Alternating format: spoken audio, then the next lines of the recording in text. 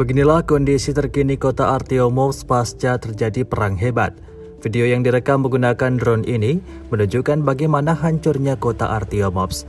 Rekamannya kemudian ramai beredar di media sosial Telegram pada Kamis 13 April 2023. Terlihat jelas baru saja terjadi pertempuran sengit di wilayah ini. Tampak drone yang berkeliling itu memperlihatkan bangunan-bangunan yang hancur total. Bagian tembok rusak, jendela pecah, atap rusak, dan masih banyak lagi. Fasilitas kota yang porak-poranda, rumah warga sipil yang rata dengan tanah seperti yang terlihat dalam rekaman.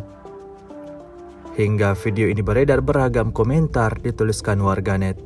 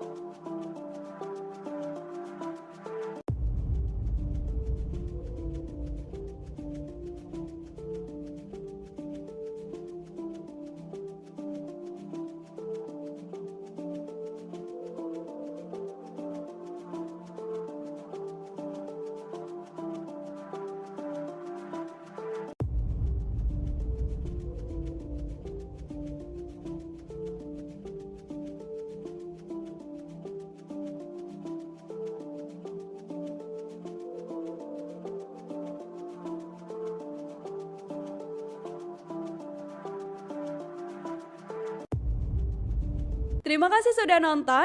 Jangan lupa like, subscribe, dan share ya.